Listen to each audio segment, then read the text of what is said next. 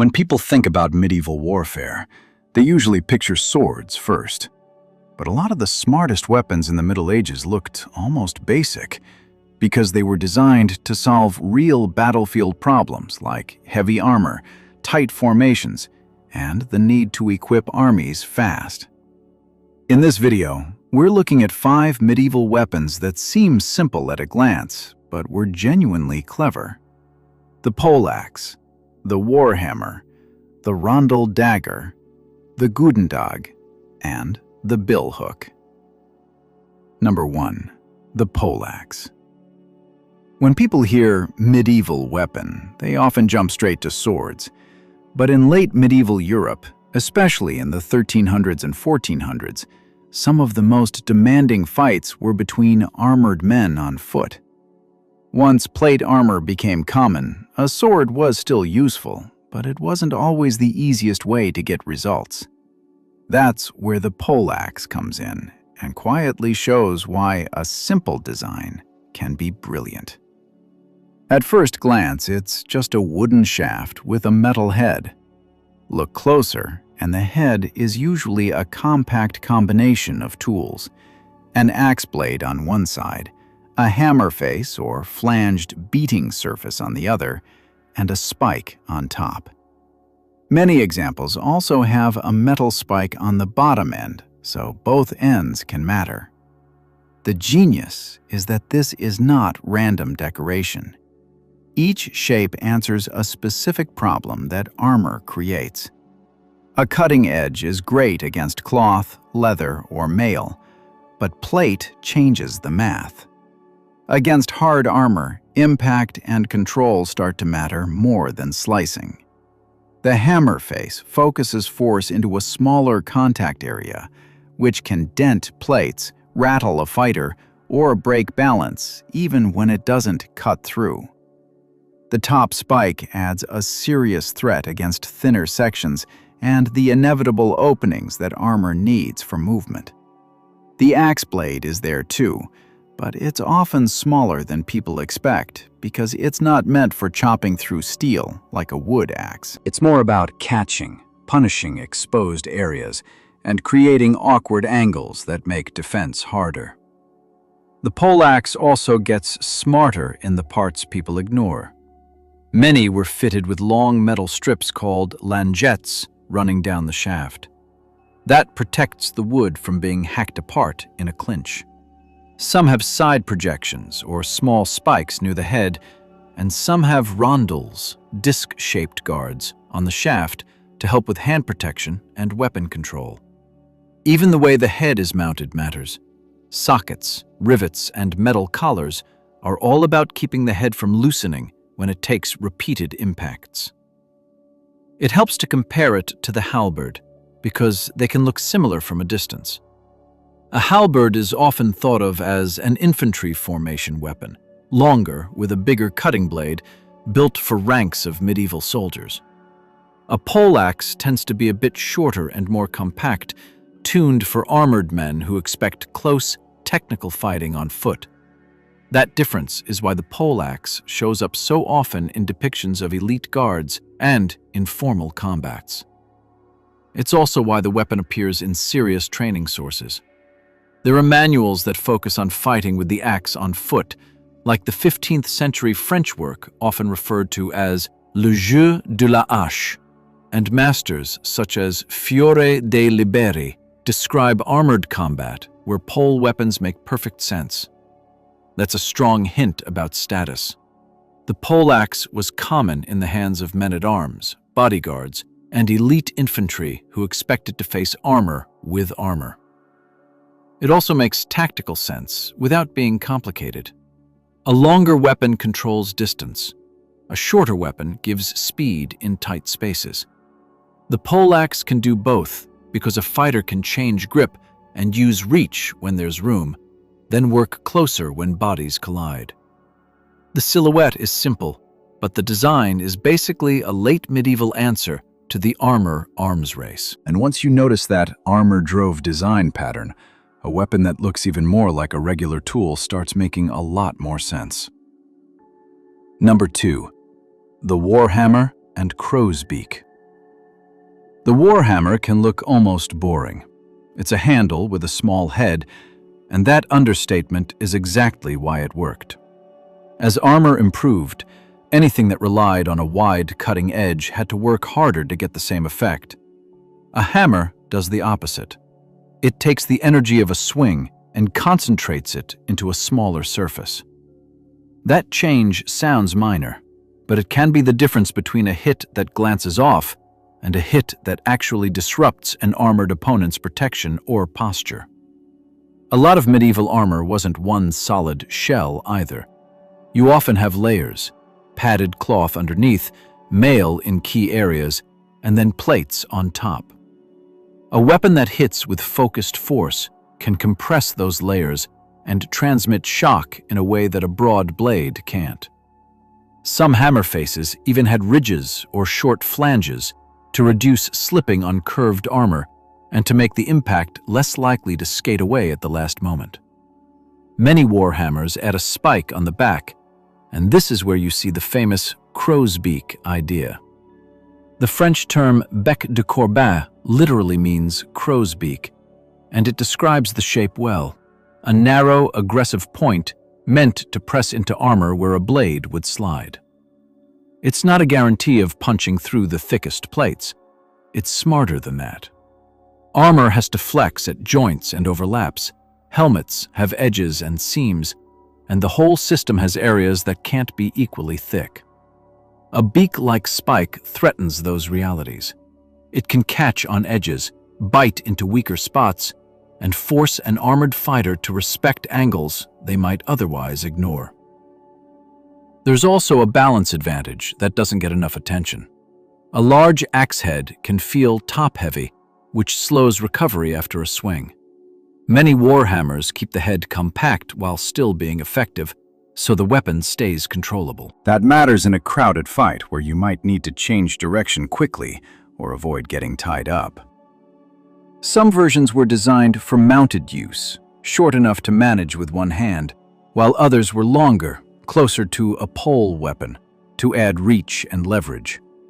In parts of Central Europe, you also see hammer-like pole arms, such as the Lucerne hammer, combining hammer faces and spikes specifically with armored opponents in mind. What looks simple here is really a decision to remove anything unnecessary. If a sword is a generalist, the warhammer is a specialist. It's built around pressure and impact. It also sends a clear message on the battlefield. Plate armor can make people feel safe, and confidence changes how a medieval army line holds. A weapon that is obviously designed to ignore edges and focus on shock reminds everyone that armor reduces risk, but it doesn't erase it. That same late medieval mindset, don't waste energy, focus force, exploit openings, shows up again in a weapon that's small enough to carry every day, but serious enough to matter when everything becomes close and messy. Number 3. The rondel dagger. A dagger seems ordinary because daggers are everywhere in history. The rondel dagger stands out because it's built around one specific scenario: close contact against armor, when longer weapons can't move freely and you need control more than reach. It often has 2 round discs, one as a guard above the hand, one at the pommel. Those discs aren't just style. In a clinch with gloves, sweat, or mud, hands can slip. The discs help lock the grip and stop the hand from sliding forward onto the blade. They also make it harder for an opponent to grab the weapon near the hand and twist it away, which is a real concern in grappling heavy fighting. The blade on many rondel daggers is stiff and narrow, sometimes with a triangular or diamond cross-section. Instead of being optimized for slashing, it's optimized for keeping its shape under pressure. That's a polite way of saying it was meant for controlled thrusting into vulnerable spots rather than cutting across plates. Medieval armor had to allow movement, vision, and breathing. That means there were always gaps, joints, overlaps, and areas where mail or fabric covered what plate couldn't. A stiff point could take advantage of that reality in ways a broader blade couldn't. This is one reason the rondel shows up in fight books. In medieval combat manuals, dagger work is often mixed with grappling, binding, and control. The dagger isn't treated like a tiny sword. It's treated like a tool you use when the fight collapses into wrestling range. It sits in the same system as disarms and holds, because its strength is precision and reliability in tight space.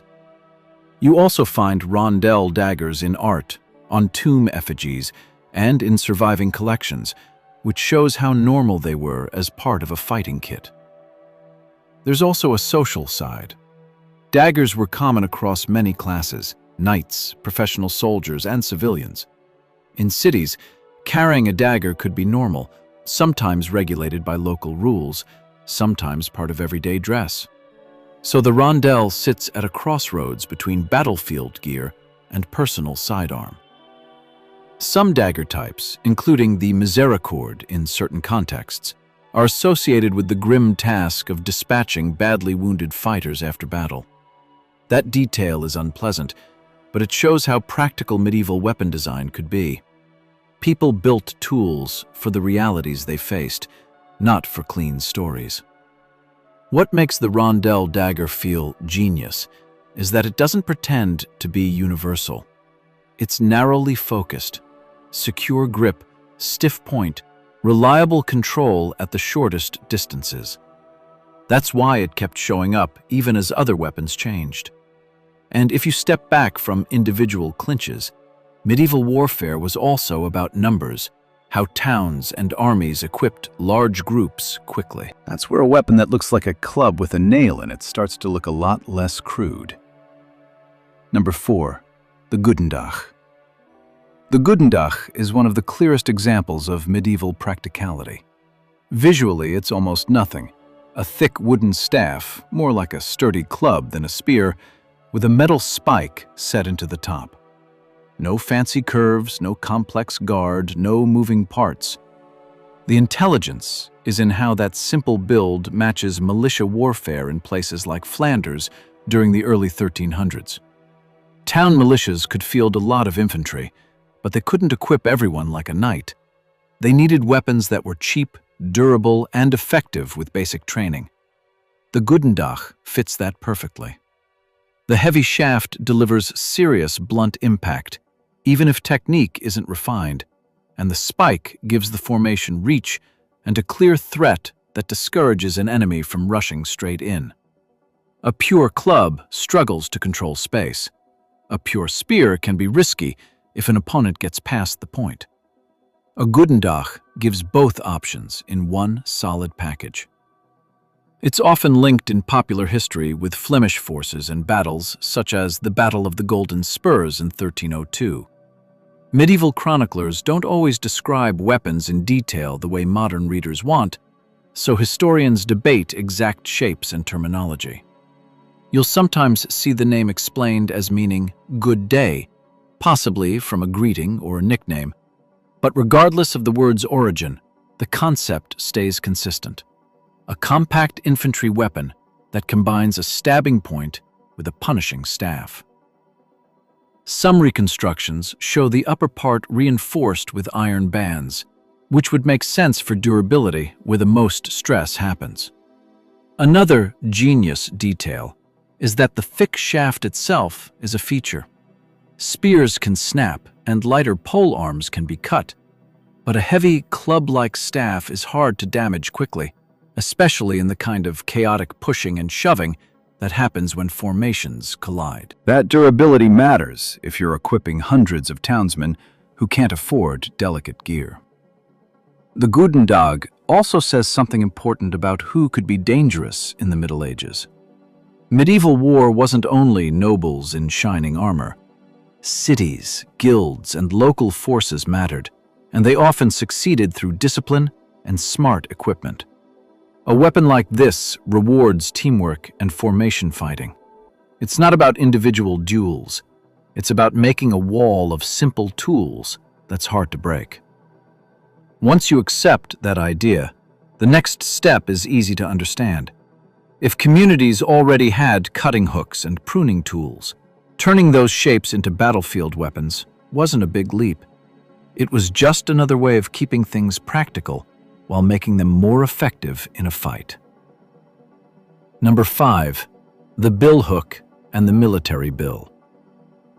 The billhook started as an agricultural tool for trimming branches and working hedges, and that origin is exactly why it became a serious weapon.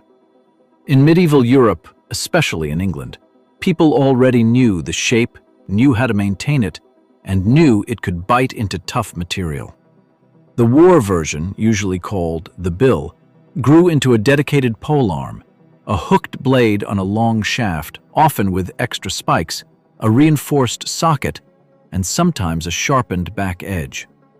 It can look like a farm hook made taller, but the changes were deliberate. The key idea is control. Swords and spears are mostly about hitting or threatening with a point. A hook is about catching and manipulating. A bill can snag shields, weapons, and parts of equipment, pulling them out of line and breaking an opponent's structure. That doesn't mean it's a guaranteed trick for yanking riders off horses the way some modern descriptions exaggerate. It does mean it gives infantry a way to disrupt defenses, create openings, and drag a fight into a position that favors the formation. It also helps to separate it from a halberd. A halberd usually has a more obvious axe blade, combined with a back hook and a top spike. The bill often leans harder into the hook, and the cutting edge can be more like a long, forward-angled knife than a broad axe. Different head shapes existed, some more hook-heavy, some more spike-heavy, because the bill evolved over time, and different workshops produced what their armies asked for. The bill fits how medieval armies were organized. English forces are famous for archers, but they also relied on large numbers of foot soldiers who needed effective melee weapons. Bills were relatively straightforward to produce compared with some more complex heads, and they were rugged. They work well in tight, aggressive infantry fighting, where reach matters, but so does the ability to shove, bind, and control space. In late medieval conflicts, like the Wars of the Roses, billmen are a recognizable part of the fighting mix, and the weapon stays relevant even as armor and tactics keep shifting. Another smart part of the design is how it stays useful across different armor levels. Against lightly armored opponents, the cutting edge matters. Against better armor, the spikes and the leverage of a long shaft become more important. One basic frame gives you reach, pressure, disruption, and enough flexibility to adapt to what you're facing. Builds also lingered because they matched real terrain and real campaigning. Very long pikes can dominate in open, flat ground, but medieval battlefields weren't always perfect fields. In broken ground, streets, or uneven areas, a shorter, more versatile polearm can be easier to handle while still giving reach, and that practicality kept the bill in use well beyond its farming origins. In inventories and pay records, bills are sometimes counted by the hundreds, and surviving heads often have thick sockets and repair marks, which suggests they were built to be reused and fixed during long campaigns.